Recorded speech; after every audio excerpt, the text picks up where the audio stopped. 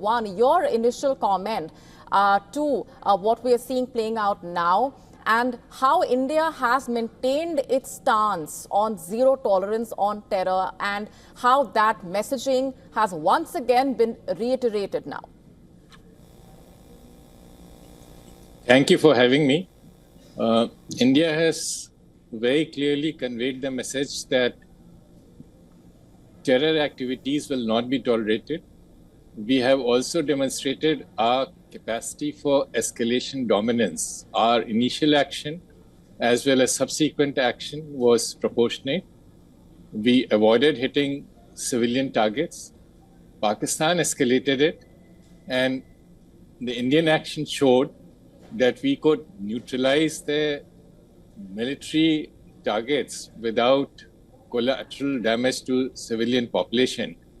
The spread or the extent of Indian strikes ranging from Rawalpindi, Islamabad to Karachi, and of course the middle sector and POK showed that India had far greater reach. Pakistan, of course, launched very heavy shelling as well as swarm attacks, but they were very shallow and the reach was limited. So I think a message has gone home, and this is something which Pakistan military would do well to remember in future. Right.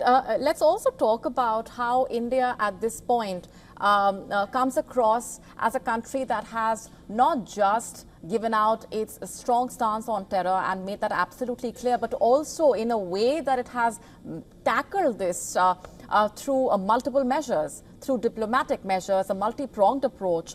And that also was the message that came out across very clearly to the world about India's standing, about India's diplomatic breakthroughs, and the way in which it got in support in this fight. India managed to neutralize Pakistani support. There was no support for Pakistan, even for its Arab neighbors, Arab friends. Yes. In fact, it was striking that the terror attack took place just a day after the Prime Minister's visit to Saudi Arabia. After that, the Saudi Minister of State visited India and the Saudi Foreign Minister visited Pakistan.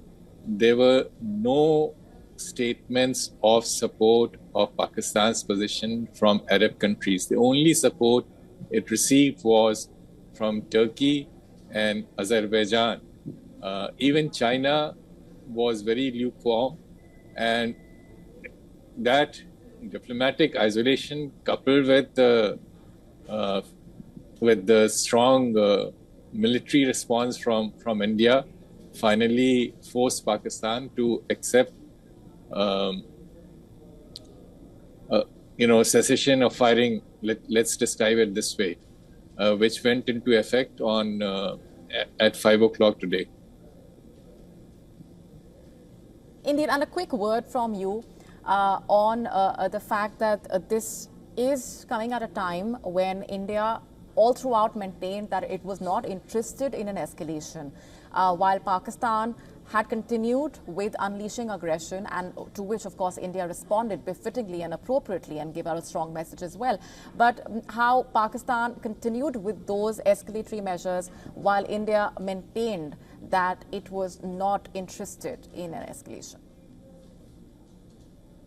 Yes, India not only said that, but our actions showed that our responses were very measured.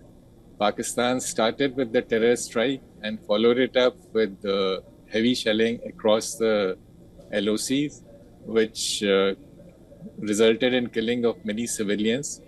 India has, on the other hand, maintained its position and avoided collateral damage to civilian targets, even while it responded to Pakistani escalation by attacking, and this was the last round, 4 Pakistani air bases today morning.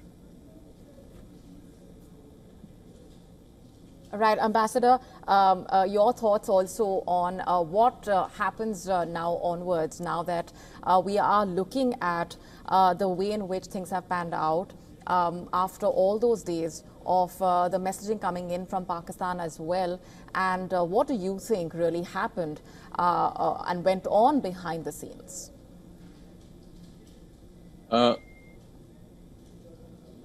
I think the most interesting thing to watch will be the Pakistan's internal dynamics.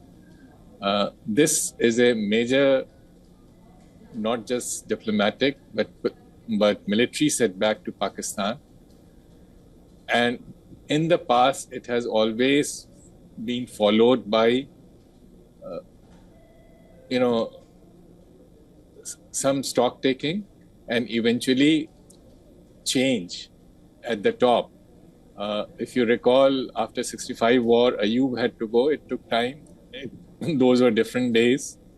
But his fall was clearly linked to Pakistan's defeat in 65 war. After 71 war, Yahya had to go. That was very quick. After Kargil, there was a coup.